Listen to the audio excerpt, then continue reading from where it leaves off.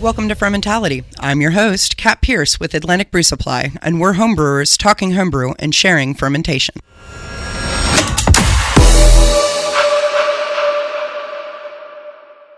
Thank you for joining us for Fermentality, Jen. Why don't you introduce yourself a little bit and tell us a little bit of the projects that you're working on right now? Okay, sounds great. Thanks, Kat, and thanks for having me today. I was really excited to be here. I always love talking about homebrewing. So my name is Jen Blair. I've been a homebrewer for, about 10 years now. I think right around 10 years. I'm the exam manager for the Cicerone certification program, and I am also co-host of my own podcast, False Bottom Girls, which is a podcast about beer and brewing.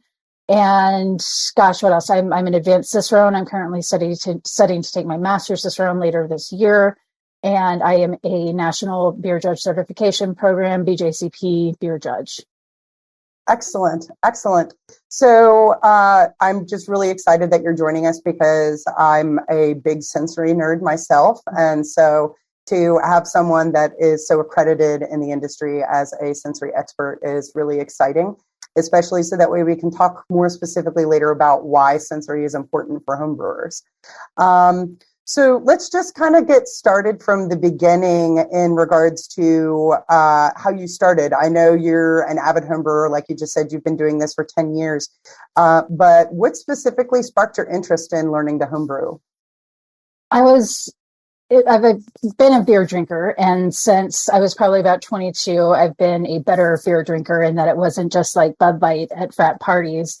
And I found myself getting more into different styles. And I'm very much a maker. I come from a line of makers. So I like to sew, I make cheese. In addition to beer, I make kombucha, bread, pasta. I really like to be able to make things from the bottom up. And so homebrewing really appealed to me in that way, plus the ability to just be able to try different things. And if I'm in the mood for something specific, I can brew it myself. Which can be a little dangerous sometimes when you have 5 gallons of something you really want to drink on tap in your garage, just a few feet away. But I got into it for those reasons, and I stick with it because there's just so much about beer that I'm continuing to learn. Everyone is always continuing to learn. If I met somebody who said they know everything there is to know about beer, I know I've just met a liar, right? So there's so many things to continue to learn, and homebrewing for me is such a great conduit, especially doing things like studying for my Master's Cicerone, to be able to just try some things out and have that ability at my fingertips and know how to homebrew, so I can set aside a few hours one day and figure out, hey, what happens when I try this? Yeah, absolutely. I can definitely vibe with that, just because I primarily got into homebrewing because I grew up doing the majority of the cooking for the family. Like my parents would be out late at work or whatever, and they'd say, okay, here's the recipe, start it. And being able to be in a family that was like really big into cooking, and more specifically cooking with like beer and wine and other avenues, it was really interesting for me to learn how to do that with homebrewing. And I think it primarily came from my love of cooking and my love of just like enjoying the flavors and different ways that I could change things up. So right, exactly. I definitely understand that. So a lot of people, they start out homebrewing and they're like, this is not for me. What was it specifically that made it stick for you? For me, it was something that my husband, then boyfriend, and I started doing together. And that was a hobby that both of us could do. That was our day if we were brewing. And I think that was really helpful for me to stick with it. Also, along the same lines of being a cook, I'm very much a cook. He's very much a baker in that he is very precise and does a fantastic job. Like if it weren't for him, I would have so many infected batches because I would be so lazy about cleaning, or I would just be like, it's fine. I just want to be done. And he's much more patient and much more precise about a lot of the technical details actually on the brew day. So we make a good team that way because I'm very good at conceptualizing recipes or, figuring out this is the end product and then working backwards into figuring out how to make that happen. So that's been a big part of it, is just having somebody else there to do it with me on times that I brew by myself and I have to clean everything myself and set everything up myself. It is very much just like, man, like if I had to do it this way all the time, I don't know that I would like have stuck with it for as long as I do. And I think like most homebrewers, I definitely go through cycles of homebrewing a lot, not homebrewing at all. So like this, in the past 3 weeks, I brewed twice. I brewed yesterday and I brewed a couple weeks before that.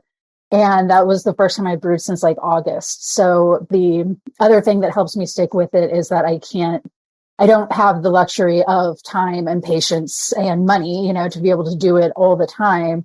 So it's something I have to be really intentional about. And when I do, I enjoy it that much more. So it never feels like a task to me. It's not something that I have to do. It's something that I choose to do. And that also motivates me to keep doing it. Yeah, I can definitely understand the aspect of not wanting to clean. I mean, everybody makes the joke that, half of brewing is cleaning and hurrying up and wait. Yep. So, for me, I have also a very similar experience where my fiance is very much like the person that will make sure everything is clean and sanitary. And more specifically, when I'm done making a mess, he comes behind me and cleans. And it's very similar when we're at home cooking dinner. Like, right, exactly. I cook dinner and he cleans up afterwards. Yes, and that's exactly right. It's great because I hate dishes. I hate cleaning dishes so bad. And I think that's also what would make me a terrible cellar woman. Like I am horrible at keeping up with things, and he's very good at being methodical and saying, okay, now is the time that we need to transfer. Now is the time that we need to add any finding agents if we so choose to do so. Right.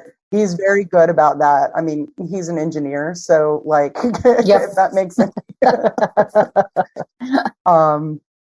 So what equipment did you start out with? And then like, how did that evolve to where you are now?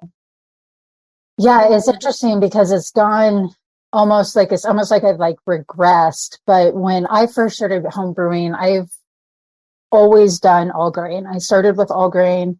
I've done like a handful of extract batches in my life. And most of the time that's usually as part of like the Charlotte Beer Babes would have the ladies brew day. Where I was doing groups of people with people who are newer, that's when I would do extract. So I don't have a ton of experience with extract. And I know a lot of brewers start out that way. But I've just always done all grain. And my first system was a little 3-vessel system. I had the 40-gallon orange igloo coolers. That was our hot liquor tank. And then it went to, I feel like I did brew in a bag. Yes. So it went brew in a bag, and then we got a Brewzilla.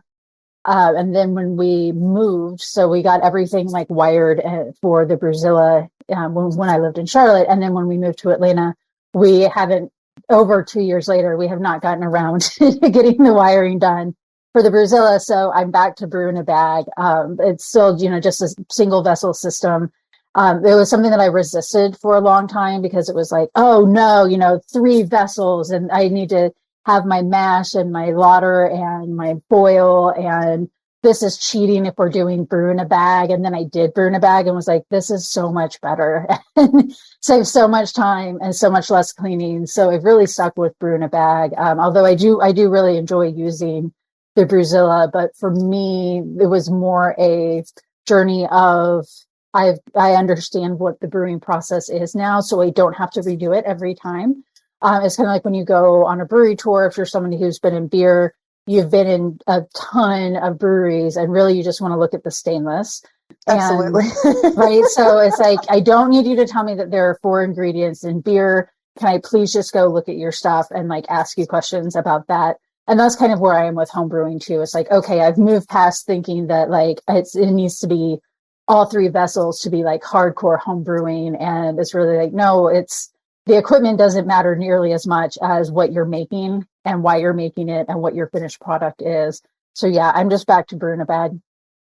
Excellent. Yeah, I started with all grain as well, and that was because I was working in the commercial industry, and I had a coworker, the assistant brewer, who was, hey, you need to learn how to homebrew. It'll teach you a lot more about beer and make you a lot more knowledgeable. So I told him, fine, let's do it. I've got all of the stuff at home, Right. because I had been planning on doing it anyway. So we ended up doing it on the loading dock of the brewery, which in a way is kind of cheating because we had access to the 3-basin sink and right, exactly. Yeah, like the nice hot water and yeah. we even set up the HLT in the brewery for our hot water because we were that lazy. Hey, listen, you know what? If you've got it, use it. Yeah. So yeah, I started with brew in a bag, and then I moved over to the mash and boil, which is like the all-in-one system. And right. Oh my goodness, I love that thing. Like it's so easy, and I can brew inside on cold or really, really hot days. More specifically, the hot days. Hot days, right. Especially living in North Carolina, it's right. Hot and humid, and the last thing you want to do is be standing over a steaming pot of wort. Oh yes, yeah, yep. I get that in Atlanta here too. It's just like, why did I do this? Now I understand. I have got friends who will get up at like 4 a.m. during the summer to homebrew so they can be like done by like 8 a.m. And part of me is always like, why would you do that to yourself until it's like noon and I'm standing over the boil and it's also boiling outside? Yeah, exactly. So what is your favorite system that you have used? Like if you had a preference, obviously setting up the Brewzilla is a little bit of work, but like right. if you had a preference over any particular system, what would it be? I do really like the Brewzilla because it, for me as somebody who's been homebrewing for a long time, there were just features of it that I really liked, like being able to just do the Vorloff and the lauter and, having that, not having to worry as much about it and kind of the set it and forget it, being able to turn on the different burners and have a little bit more control over the temperature. I really like that as well. And then being able to use that, which now that I think about it, I can probably still use it to do like a kettle sour. And to me, it's very versatile. And I know people who have that as a beginner or somebody who has it so they can brew in their house. Like it's great for apartment brewing. It's great for all sorts of people. So it can be it's a very expensive piece of equipment, but it's something that's going to last you throughout your home brewing journey. So I really, really like the Brewzilla, but yeah, like the brew in a bag, that's fine too.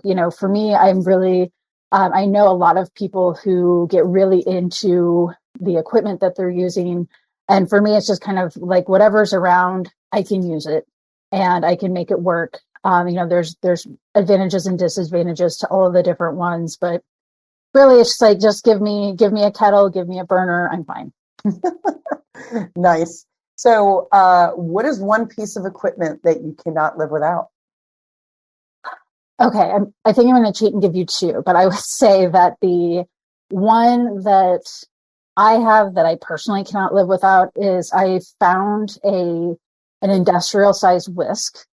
And I think it's technically for like making like gallons of mayonnaise. I'm pretty sure it's like a mayonnaise whisk, but it's like 3 feet long and, has probably like a good like 6-inch diameter whisk on it. And I use that in my mash to mash in, and it's fantastic. It does such a better job than a mash paddle or anything else that I've tried. It's quick. It gets it done really, really well. You don't have to kind of like search out clumps or anything. And I just love it. I think it's something that I'm so happy I thought of to buy and then was able to actually find it. I think I found it on Webstaurant if anybody's interested. But it just made my mashing in so much better, and just I felt like I was getting a lot better conversion, and everything just mixes in so much better with that. The other piece, so again, like I said, I'm going to cheat a little bit. The other piece of equipment is a mill. I recommend for people doing all grain, if you can. Again, it is an investment, but it's so worth it to have your own mill and to be able to make sure that the settings are correct, to be able to mill your grain as soon as you're ready to use it. So you're not having to get it milled in one place and then wait several days and have it, absorb that moisture and potentially go slack or lose some of its flavor. So for an all grain home brewer, I think a mill is a fantastic investment.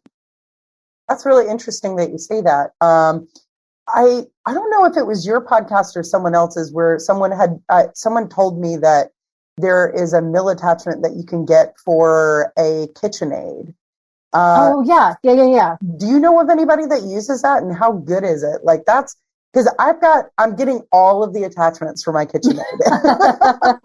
Like for Christmas, everyone was asking me what I wanted for gifts, and I was like, here's the list. Right. KitchenAid attachments. Yes. And I saw that there was a mill, and I'm going, man, I kind of want to try this, because I don't know that I want it. Since I work, with Atlantic Brew Supply, I can literally mill it and then take it home and brew that day. Right.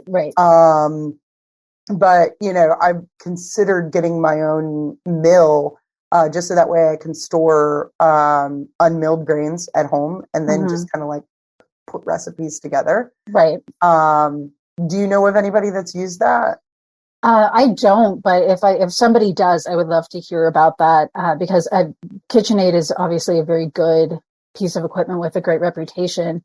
My concern would be how much grain it's designed to handle at a time and how long it will hold up. But knowing what I know about the KitchenAid stuff I have, like that stuff's not like cheaply made at all. And I would imagine if, somebody has that, it's probably for like baking bread or something like that. Yeah. Where you would probably be, more or less maybe using about the same amount of grain at a time. And then I think the only other question I would have about it is like how big the hopper is. If it's like the size of a coffee grinder, then it's going to take you forever to mill your grain, but you can always, put like a bigger hopper on it. I just got a bigger hopper for my mill, which is why it's like top of mind, because like I said, I brewed yesterday and I was just like, oh, it's so nice to be able to get like 8 pounds of grain in a hopper rather than being like 2 pounds at a time. And it just goes so much faster. Absolutely. Yeah. I hadn't thought about the hopper. That's a good point. Yeah. I mean, at that point, with as expensive it is, you might as well just get the drill attachment. Yes. Yeah, that's true. That's definitely true. So, all right.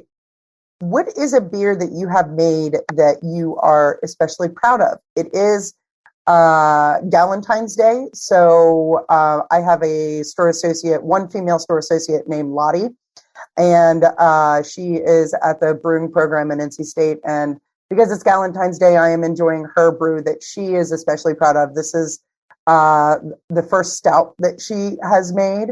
Nice. And so that's what I am drinking, and it's really good. But that's awesome. Yeah. So anyway, this is a question that I really enjoy asking people, and there are probably multiple brews that you're excited about. So if there's one like maybe more recently or one specific that you're like super proud of.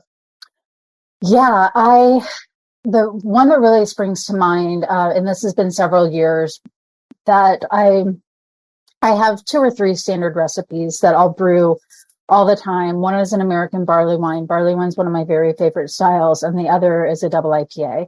So the double IPA, I've actually got a more recent batch fermenting now. But with the American barley wine, actually with both of those recipes, the grain bill stays more or less the same, and then I'll just change it up depending on either what hops I have on hand or what sounds good at the time. And I had done an American barley wine, I guess it was probably like 2015, 2016. And the barley wine itself turned out really, really well. And I had also gotten a 5-gallon bourbon barrel from a distillery. So this is when I lived in Chicago. So it was from a distillery in Chicago. And it just turned out perfectly. It was one of those beers that when I tasted it, I was like, wow, this is really good. But I like most homebrewers, I say that about almost every beer I brew.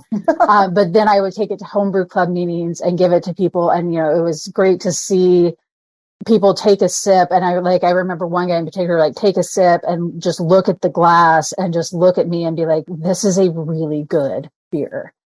And it won a few medals, and it was I got an honorable mention best of show for the Mountain Ale and Lager Tasters, the Homebrew Club out of Asheville. Wow. And so that was, that was a big deal for me. I won medals and, and placed in competitions before, but I've never been in a best of show. So even an honorable mention in Best of Show is great. And one of the judges afterward actually reached out to me and said, like, can you share that recipe with me? And he brews the recipe every year now as well. Yeah. So that's so one that I'm really proud of. Wow. That's really cool. Yeah. It's funny because the first beer that I made in the shop, right? So when I first started working for Atlantic Brew Supply, like I knew how to homebrew, and more specifically, I had brewed on the same system that we brew in the shop, which is a mash and boil. And, you know, it'd been a hot minute since I homebrewed though, because I was working in the commercial industry as a sales rep and just really didn't have a lot of time. Right. And so, you know, of course you start working as a shop manager for the homebrew store and you need to make a brew. Right. So it was like spring, summertime, and I, you know, don't particularly like Hefeweizen and yeast, but I love American wheats. Okay. And so, you know, I made just an American wheat ale, but I added raspberry puree to it. And I called it Where Have All the Raspberry Women Gone? Based off of Prince's song. So, raspberry beret. Right. And so anyway, that was the first beer that I made in the shop, and we like invited people to come and like watch us brew and also chat with us and, you know, introduce myself as the shop manager. Well, right. Finally put it on tap, and essentially, you know, I put it on tap at home, and then I brought some samples for people to try if they were interested in trying it. And there's this one guy who's actually opening up a brewery in the local area that was, every time he came in, he was like, Kat, I need a sample of this. Like, I need this in my life. And then he like talked my beer up to some other folks at the North Carolina Craft Brewers Conference. When I was there, they're like, guys, she knows how to homebrew. And I'm going, that made me feel really good. So, that's awesome. That beer I was like super proud of, but it was also just super easy. I mean, right. all I needed to do was add fruit puree. So, but it's interesting, like when you're actually working in the shop, it's a lot easier to just go ahead and brew because you see it every day. Whereas right. you come home and you're tired and you're going, wait, oh crud, I was supposed to add that puree 3 days ago. Right. Exactly. Okay, so what is the biggest mistake that you have made in home brewing? Or what is a time where it just kind of makes you chuckle at the mistake that you made? Yeah, I've made some pretty bad beer. And luckily it's been a while since I've made a bad beer. For me, it's usually like when I was brewing yesterday, I forgot usually gasket based mistakes is what I make in home brewing. But, one that I do remember is actually it was the same barley wine recipe, but I was brewing a 15-gallon batch to go into a 15-gallon barrel. And at the time, I was still on the 3-vessel system. So I was doing 3 5-gallon batches. So I basically had 3 full brew days for an American barley wine. So like I definitely got like the shoulder workout trying to stir all of those mashes. But in the the third batch, I was not hitting my gravity. And I had hit my gravity for the first 2 batches just fine, not a problem at all. And, it's just replicating the same recipe over and over again. And it was like, why is this not turning out? And then I was doing something else. Oh, I know what I was doing. I was looking for DME to add to bring up my gravity points. And like I open up the freezer where the DME is, and there's also like the rest of the grain bill that I forgot to include in that last one, and was like, well, now I know why I'm not hitting my gravity, like why it's so off is because there's like 5 pounds of malt I didn't put in this one, which luckily, since it was going into being blended with 2 other batches, it ended up being, salvageable. And I did still add the DME just to get the gravity points up a little bit. But yeah, that was definitely, just a long brew day. I want to say like my in-laws had shown up and it was like, can you please just get out of my way so I can finish this, and just being distracted. So that's something now that I'm very careful about is if I'm weighing out grain or something that I'm like making tick marks for, okay, this was 2 pounds, this is 2 pounds, I need 8 pounds. And just making sure that I'm keeping as many notes as possible. So if I do get interrupted or, something does go wrong, I can go back and figure out, okay, this is where it went wrong. And then, with those kinds of mistakes, also another thing that I've started doing is preparing everything that I can the day or the night before. So I have my water profile ready. I've measured out my salts. Those are ready to go. Hops are measured out and labeled and in the freezer, like in reverse order. So I know I can just reach in and grab the one on top when it's time to add an addition. Smart. Yeah. And I just do all of that, like that kind of stuff that you can totally do while you're waiting for your mash water to heat up or while you're boiling. But it's just easier for me, for the way my brain works, to get all of that stuff done, because I know there's going to be other things that I forget about, or I know I'm going to be scrambling to do something. So yeah, the biggest mistake is really just kind of being tired and not paying attention. That's really brilliant, though. I love that idea because I am definitely ADD, and generally, when I'm brewing, I generally am partaking in a beverage. Right. So, sometimes there are times where the beverage takes over and couples with the ADD, and then steps are missed. Yes, exactly. So, that's actually a really good idea. I'm probably going to do that next time. Let me know how it goes. I shall. So many folks who actively work in the beer industry say they don't have time for home brewing anymore. Mm-hmm. What would you say are some of the benefits that home brewing can bring to the tables of those who do it for a living? Yeah, that can be hard. I've worked mostly in my beer career. I've been on more of the admin side in terms of doing beer education, training, things like that. So for me, I'm not standing over a kettle all day long. I know I have one friend in particular who works at a production brewery, and they do a lot of contract brewing. So she feels like, I'm not even brewing the beer for the company I work for. I'm just always brewing somebody else's beer. And home brewing, being able to have that available to you is kind of a great way to not forget why you love brewing beer. And it can also be a really good way if you've got a flavor profile or something that you want to try. You can try it out on a small scale first and then see if that's something that you would like to scale up, or, that you would like to continue to fine tune until you're ready to scale it up and brew it. So I think that's really, for me, that's the biggest thing I've seen with people is if they're kind of burnt out on professional brewing and home brewing are really very, very different experiences in the day to day. And especially depending if you work in a fully automated brew house, you're not doing as much of that hands-on stuff. And for me, that's another big bonus of doing that. And like you said, being in sales or being in front of house, you get to interact with the ingredients. You understand the beer more when you've been a part of it. And for me, it's also just the learning the relationships between everything, because nothing in brewing works on its own.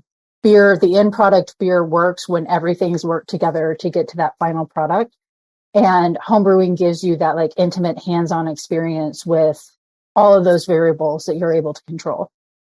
Right. Absolutely. I would 100% agree with that.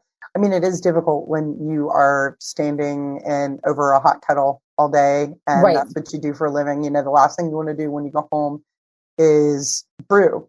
Right.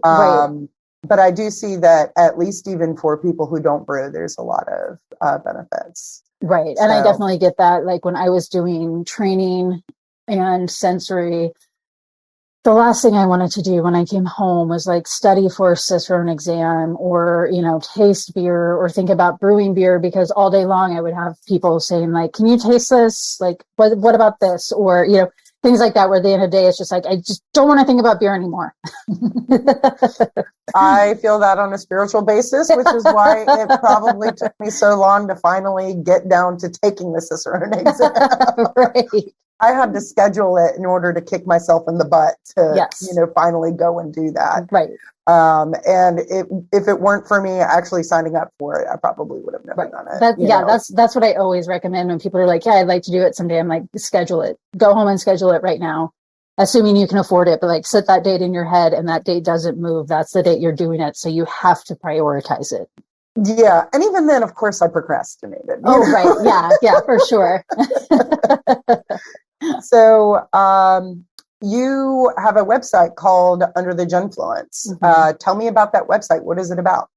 Sure. So I started Under the Jenfluence back in 2016 as a beer blog when people still had beer blogs. And at the time, I wasn't working in the beer industry, but I wanted to be able to work in the beer industry. I knew that I didn't want to be a brewer and I didn't want to be a salesperson. And those were the two jobs that I would see most often. And I also knew, at the time, and I'm sure you can relate to this too, there's so many people who think that beer is fun. It would be fun to work in beer. And I also have that Venn diagram of like thinking it would be fun to work in beer, and I'm a home brewer. And so like any brewer would just be thrilled to have a home brewer working for them, is what every home brewer thinks before they get into a professional brewery and realize that like we're the bane of everyone's existence. Yeah. But I wanted to be able to show that I wasn't only doing this because it looked like fun and I was serious about it. So I created it as a way to kind of chronicle my journey in learning about beer, trying to, write for an audience who's also wanting to learn about beer is still one of I still do that because it's one of the best ways to learn yourself is having to teach someone else. And from there, once I got into the industry, like it was great to just be able to say, hey, here's my blog. If you want to go see what I've been learning, you can see, the quality of my research, the quality of my writing. You can see that I'm capable of managing a project on an ongoing basis. And once I had started with the Craft Maltsters Guild, that was my first job in the industry full time. The regular blog posts and stuff have completely fallen off, but I still maintain the website for a variety of reasons. One, it's nice to have some place where people can come and find me. All of my past blog entries and everything are all still available. And then when I started doing the free beer judge training in 2021, that's also where I set up a members area where people could sign up for free to get into this special area. But already having a website was a huge help in that, and just being able to figure out how to kind of reconfigure it or what I could add to it, and not have to completely rebuild something from the ground up. So I hate to say that it's a brand now, but Under the Jenfluence has kind of morphed into more of it's not like I don't regularly update my website. I should. I always think I'm going to, and I never do. But it's, on Instagram, it's across different channels, just being able to share beer education and having the different information available to different audiences and, meeting different people where they prefer to consume their media and their beer education. Nice. Well, I personally have gotten a lot from your website. Oh, thank you. I have also pointed other people to your website in addition to False Bottom Girls, just because I have gained a lot of information that, I was struggling to find before. Unfortunately, a lot of, sensory analysis texts are difficult to decipher and go in between. And essentially, you, for example, have the brewmaster's table that's this big, Right. Or, even the Cicerone books, they don't have all of the information that you need in order to take the exam. You have to have supplemental resources. And Right. So your website has been a great place for me to find what supplemental resources I needed. And in addition to that, I think you were doing a BJCP tasting class at one point in time. Yes. Yeah. That was the beer judging that still lives on the website. But yeah, it's funny, a few months ago. So, and I feel like this is this for breweries too. Your best-selling beer is probably the beer you hate the most, right? Because you just have to brew it. And I have 2 or 3 pages that every month are the biggest hits by far. And it's a blog entry I did on EBC versus SRM, one about calculating your malt bill by hand, and one about isoamyl acetate, so like the artificial banana flavor. And those three every single month are like the top hits, but especially the EBC versus SRM one. And once, a few months ago, I was like, what is the difference between EBC and SRM again? And so I type it into Google, and my blog is the first Google hit for EBC and SRM. And I was like, well, shoot. I guess at one point I did know this enough to actually write about it. But yeah, so that's one of my like minor claims to fame, is that my EBC versus SRM is the first Google hit. That is hilarious. Yeah, it's like, this Jen girl really knows her stuff. What a valid concept. Right. So on your website, it tells a lot about you and your accolades and, you know, the projects that you've been involved. One of which was the Craft Maltsters Guild. Why don't you tell me like what you previously used to do with them, and like what projects that you might have been working on in regards to the Craft Maltsters Guild? Sure. So the Craft Maltsters Guild is a trade organization for small scale maltsters. It was started in North America, but it's now an international membership base. And I was their first full-time executive director. I was their first employee. I was their only employee. And that was, for me, I always hold it up as a really good example of applying for jobs, even if you don't think you're qualified. Because I looked at the job for a long time, and there was one specific like bullet point that was listed as one of the major aspects of the job that I didn't have experience in doing, and that was grant writing. And I remembered that my sister-in-law at the time was doing a lot of research. So her research was all grant-based. So I called and asked her, like, hey, what is grant writing? And she was telling me about, here's all the steps. And I had started, at the time, I worked as an attorney. So I was like, oh, I've got all these skills. I just haven't written a grant before. So I'm going to apply anyway, but I almost didn't because of that one thing. And during the interview, they said, like, what's your biggest weakness? And I said, well, I don't have any grant writing experience, but here's all of like the lateral skills that I can move in with. And they were like, oh yeah, you only have to write like one grant a year and we can help you with that. I'm not really sure how that made it into like a major job component. And then after I was hired, the president of the board was like, yeah, you were always like by far and away the top candidate for this job. And like, you know, like I almost didn't apply. And it's just such an important reminder, which is not what you asked me about, but always apply for the job, because there are some seriously delusional people out there who think that they're qualified when they're absolutely not. That actually kind of goes into one of the questions that I was going to ask you anyway. Like, it is no secret that you are really big into DEI within the commercial beer industry and the beer industry just as a whole, and more specifically for women. So one of the questions that I had for you actually was, what do you think, what unique skills and or thought processes do you think that women bring to the industry that men don't, that make them an asset to the industry? Yeah, and I think that, you know, it's not always along strict like binary lines as far as who can bring what to the industry, but you're just bringing different voices. And, you know, when you're bringing in anybody from a historically excluded community, you're just bringing in a completely different viewpoint. And particularly for a male-dominated industry like the beer industry, like homebrewing, for, you know, a very white-dominant industry, a very white-dominant hobby, we're used to our worldview being the default. And there's also like the question of accessibility. Who has accessibility to these resources? Who historically has had accessibility? And that's why you end up with very small, very homogenous groups of people who are kind of setting the standards for the larger industry.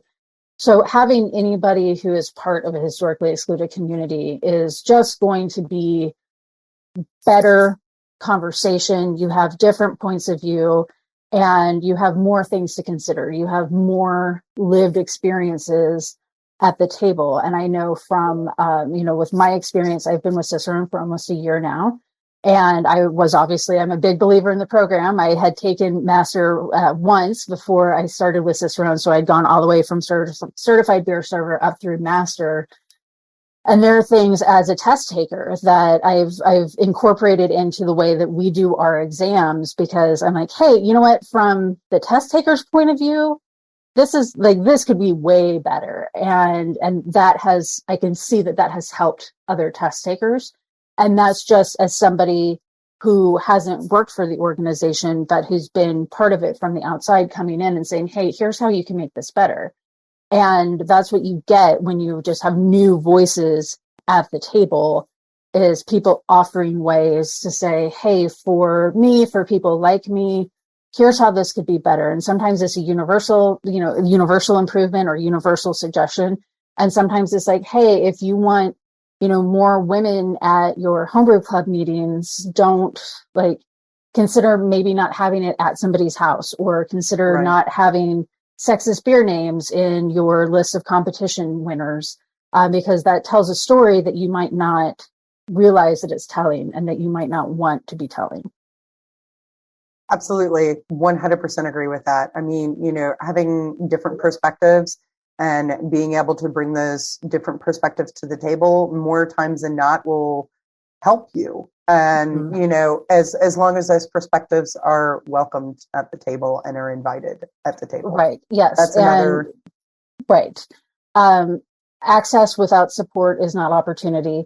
And that's something, as, frequently being the only, or, having people think like, oh, well, if you invite Jen to be on the board, or if Jen's a part of it, then we can tell people she's a part of it.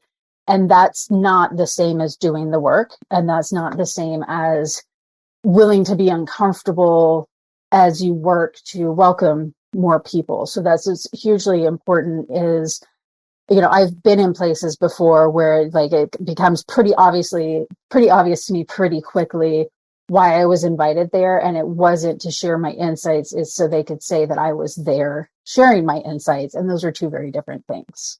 Oh, absolutely. Absolutely. So, getting back to the whole sensory aspect of things, once again, it's no secret that you are a sensory nerd. So what recommendations do you have for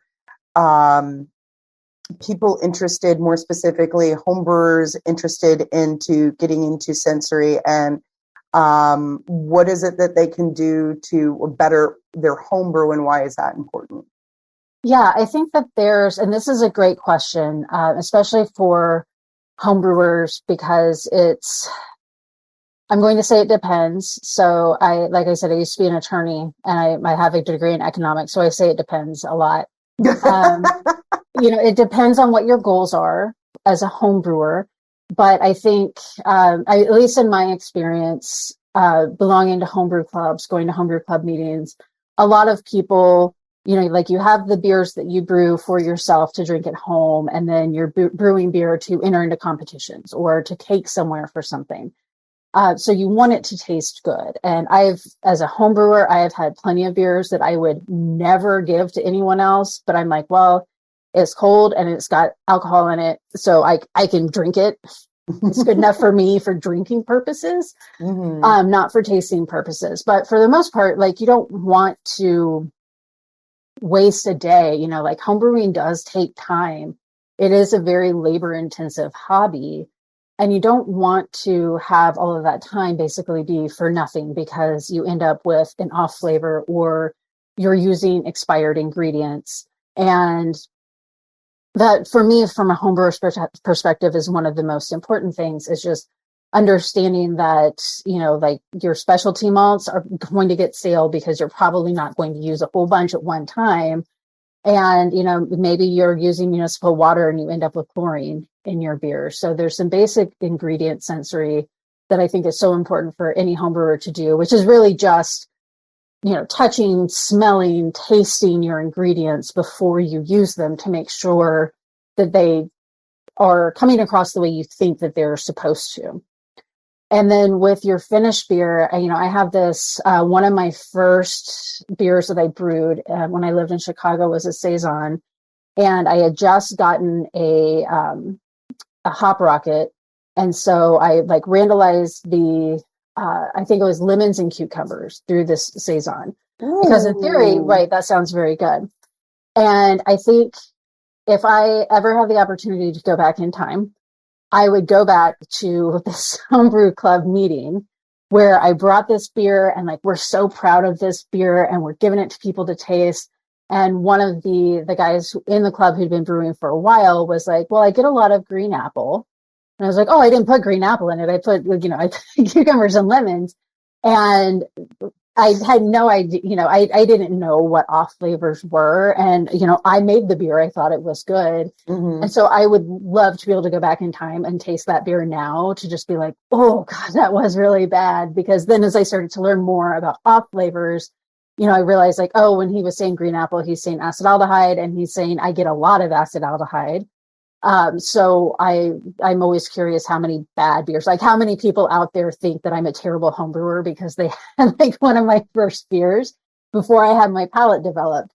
Mm-hmm. And that's important, to understand what your final beer tastes like. And it's even more important if it doesn't taste like the way you expected it to, that you understand what you can go check, how you can troubleshoot so you don't do that again. So that's really, and as a beer judge, it's the same way. I taste a lot of beers where if I could talk to the person face to face, I'm willing to bet that they rush their fermentation to get their beers shipped or sent in time for a competition. Because you get a lot of acetaldehyde and diacetyl where, my feedback will be like, hey, if this had like 2 more days, this would have been a fantastic beer. I can tell that the recipe is solid, but you rush your fermentation and that's going to show up.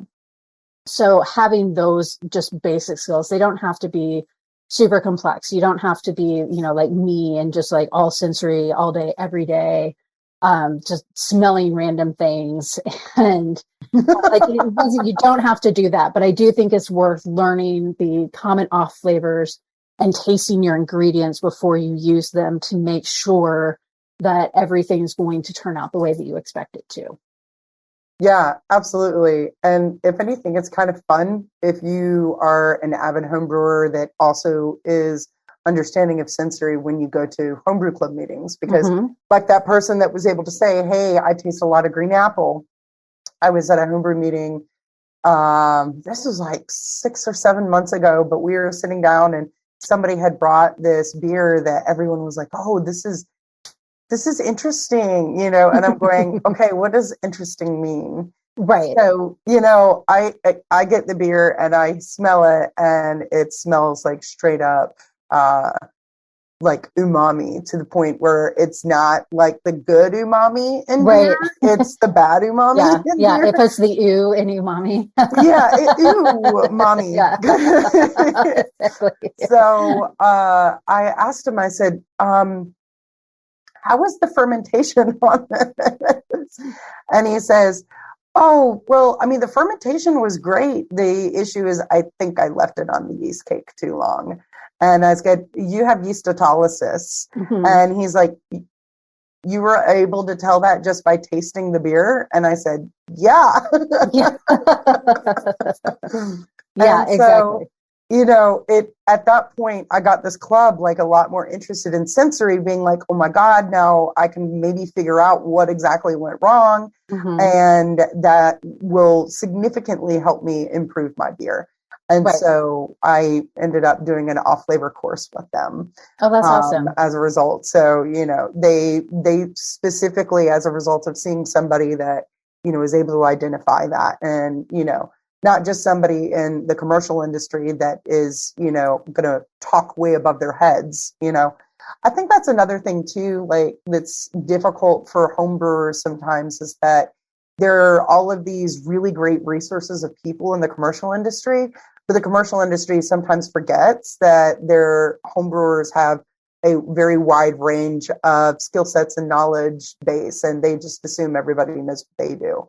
Right. So being able to have the opportunity to like bring things down and, start at a particular level and then move up from there is really helpful. Right. So with that being said, what resources would you suggest that people who are interested in starting what resources would you recommend for them to get started?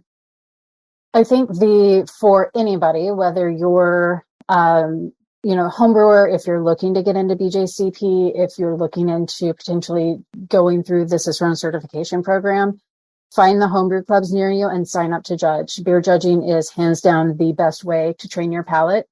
And it's the best way to improve your descriptive vocabulary. You're, tasting 8 different beers that all say they're a Kolsch, right? And 6 of those are probably going to be fine, but they're not going to be fantastic, but it's going to be for 6 different reasons. One is going to be really terrible and one is going to be very good. And you learn that sitting down and tasting through all of those and, having to critically write a score sheet, then having to discuss that with other people. So beer judging, it's fairly, in theory, it's a low barrier to entry. There is a time commitment and, you do have to, depending on who you are, deal with like homebrew guy across the table from you. So it very much depends on who is there. But you can also, print a BJCP score sheet off of their website and grab a beer and sit down and fill out the score sheet with that. Read checking the guidelines as you're tasting the beer and filling out the score sheet and being mindful about it, or having somebody give you a sample that you don't know what it is and filling out a score sheet, or other ways that you can do something similar. But really the best thing to do is to just start tasting beer and thinking critically about what it is that you're tasting and getting from, like I always tell people, if you can taste a beer and you say this is malty or this is hoppy or this is sour, if that's where you are, that is a perfectly fine place to start. That's not where you end. You can get much more specific than that. And so challenging yourself, and this is what I do with myself too, is if I say like, this is bready, okay, well, what kind of bread? Somewhere in my mind, I have that very specific reference. So if I say this is Roman meal wheat bread crust, maybe not everybody I don't even know if they make Roman meal anymore, but that's the bread that we bought when I was growing up. But that has that very specific memory for me. But I can say this is like wheat bread crust. And the person reading it is going to say, okay, wheat bread crust. It's not, if I write, this tastes like the bread that my mom bought when I was growing up, that doesn't mean anything to you if you're not me, or maybe my mom. But if I'm saying like this is bread crust, and just always challenging yourself to be more specific, because we have all of these, humans have so much more adeptness at aroma and being able to detect different aromas than historically we've been told that we do. And it's there, it's in your brain, it's just being critical and being mindful. And when you have that moment of, what is this? You've hit that detection threshold. What is this that I'm tasting? Moving from that detection threshold up to your recognition threshold to say like, yes, this tastes like, but this is curacao. Or I had a beer the other night that it was based on a mixed drink I wasn't familiar with, but I tasted it and was like, yeah, it has a little tartness to it. Like it's got hibiscus in it, and it did have hibiscus in it. And that's the first time in my life I have correctly identified hibiscus.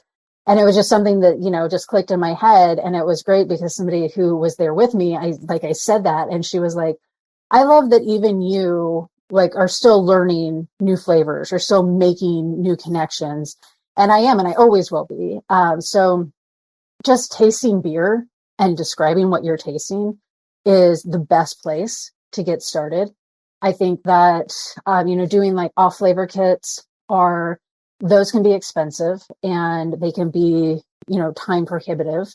But if you can get a group together, or if you've got opportunities, like you said, doing an off flavor class with your homebrew club, any chance you get to do something like that, do it.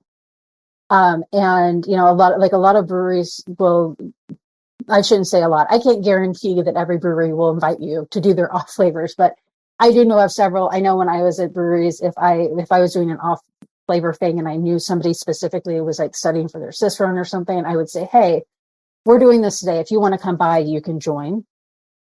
So, asking for those kinds of opportunities is important as well. And then, beyond that, like smelling and tasting everything you can. Smell training is so important for helping you build that memory database, but is also, there's more and more research now, particularly because of COVID-19 and anosmia, so losing your sense of smell being a common symptom. There's a lot more research going into that now of how beneficial something like smell training can be for your brain health as you age. It's, it's you're building up this muscle, and it's just like any other muscle. Like I was doing weight training this morning for the first time in a month. It was just like, oh, I remember when I used to be so strong. And if I had kept up with it, I would be stronger. But it's like, okay, now I know I can at least get to that level and then potentially beyond. It's like that with building your palate and, and learning your descriptive vocabulary. You have to practice it. The more you practice it, the better you get at it. And there will be some things, like I just said with the hibiscus, like it was just that one, it's very clear. Finally, this very clear voice in my head said hibiscus. And I was correct. And I was like, okay, like I've learned, I've made this connection now. I got from that detection threshold to that recognition threshold. So really just, and when I say tasting beer, I'm not talking about drinking beer. Like a lot of people, when they hear you work in beer or you're a beer judge, are like, so you just sit around and drink beer all day? And it's like, no, not really. Like it's maybe 2 ounces at a time, because you don't need a lot to be able to just do, a fairly complete analysis of what it is that you're perceiving. And the more you do it, the easier it gets and the faster you get at it. Yeah. It's funny that you talk about getting to that recognition threshold. I get so excited when I reach that recognition threshold. And it's happened to me a couple of times at work, and my coworkers are always like, nerd, Right, but it's so exciting. It is really exciting. Like it's been 2 weeks and I'm still talking about that hibiscus. So last week I was actually sitting with my fiance, and he's the kind of person where he'll drink just about whatever beer and find it good. But he's gotten to the point, after essentially me chatting with him about sensory, that he's starting to be able to depict, okay, this is well done, or this could use some work, or this is missing something. Right. And more specifically, the missing something, he had purchased this absolutely delicious coffee porter, right? And it was amazing. And he's like, Kat, I think this is missing something. And I go, what do you mean it's missing? He's like, taste it and then tell me what you think it's missing. I'm like, Alan, this is gorgeous. I don't know what you're talking about. And he's like, it's missing something. And I go, well, you don't drink coffee. And he's like, no, but I like coffee flavored things. And I said, well, what do you associate with coffee? And he's like, I mean, ice cream, espresso or chocolate covered espresso beans. And then, just kept talking with him. Okay, what about the aroma? And he goes, I know what it is. In the morning, he sits with his boss doing a morning meeting type thing while he's outside smoking a cigarette and drinking his cup of coffee. There you so go. he was missing that like tobacco aroma. Right. And, he was like, now I'm disappointed because there's no way to put a tobacco aroma in it. But then that gave me the brilliant idea of like, I need to make a smoked coffee porter. Mm-hmm. And so anyway, it's just interesting how like experiences and sensory like that can actually also give you ideas for things to brew. Right, exactly. Yeah. And that whole process is exactly what I recommend people doing. And I know like sometimes my husband will even get irritated with me because he'll just be like, what is this smell? And I don't know. What is that smell? Like, I know what it is, but I'm not telling you because you need to make that connection for yourself. And I don't mean that in like a bratty way. But there are a lot of things like, people a lot of times will say sweet. Sweet's not a smell, it's a taste. So what is it that you're smelling? Is it caramel? Is it vanilla? It can be any number of things, and our brain will just immediately say sweet. Or, people think of vanilla with as vanilla is particularly in the United States is associated with like baked goods. Mm-hmm. And so you think vanilla and you think, okay, this is going to be sweet. And just understanding those things and doing exactly what you all did and taking time to pick that apart and work through your memory bank of why is it that I'm thinking something's missing. What associations have I made? What associations has my brain made that I maybe am not picking up on yet? And it can also be a double-edged sword. That's what I tell people too, especially when I'm doing off-flavor training with something like diacetyl. It's a double-edged sword because you're going to know what diacetyl tastes like, and then you're going to discover how many bad beers you've paid money for. Once you learn to taste it, you're going to be very surprised at the amount of like subpar beer that you can find. Yeah, I created a TikTok before that said, somebody asked me, once you start studying sensory analysis, as to whether or not you will ever be able to enjoy beer carefree again. And the TikTok had a sound in the back that said, on a scale from 1 to 10, my friend, you're effed. Yes, yeah. Sometimes I can definitely turn it off, and I'll still drink beer that's like not great. What I have to be careful with is when I'm with friends, and I have like one friend in particular. I have inadvertently ruined a lot of beers for him because I'll smell it and be like, oh, onions and garlic. And then he's like, yep. Now that's all I can taste. So yeah, I try to just keep my mouth shut about other people's beers if they hand it to me to smell or taste. I'm talking specifically about commercial beers. If it's homebrew and you're looking for an opinion, I can give you feedback. But yeah, just that it's kind of like once you understand what a dirty glass looks like, you realize how many dirty glasses you get served beer in. Yeah, my fiance and I enjoy going through social media and pointing out all of the dirty beer glassware. Mm-hmm. Yep, I have sent at breweries I've worked for before. I have sent the social media person a message saying, "Take down that post on our story that is this dirty glass, and like don't repost people's dirty glassware pictures on our brewery page." Yeah, nope, don't do that. Yeah. Not good. It's not good practice. Okay, cool deal. Well, one of my favorite ways of ending a podcast is actually specifically to ask, if you were a beer, what beer would you be? All right. Well, my favorite style of beer is smoked beer. And I think if I was a beer, I would be a smoked beer because I'm not to everyone's taste, but I have a very small, like rabid fan base who's going to support me, like no matter what, and who just gets it, who just gets what it is, what a smoked beer is, who just gets what a Jen Blair is. I love that. That is awesome. I also do love smoked beer, and I also do love me some Jen Blair. Oh, thank you. Well, Jen, thank you once again for joining us on Fermentality. I really appreciate you taking the time to chat with us and help our fan base and or our listeners learn a little bit more about sensory and about homebrewing. Yeah, thank you so much again for having me. It was great. Absolutely. All right, see you later. See ya. Thanks for joining us. We hope you enjoyed this episode of Fermentality and that this conversation inspires you to brew your best.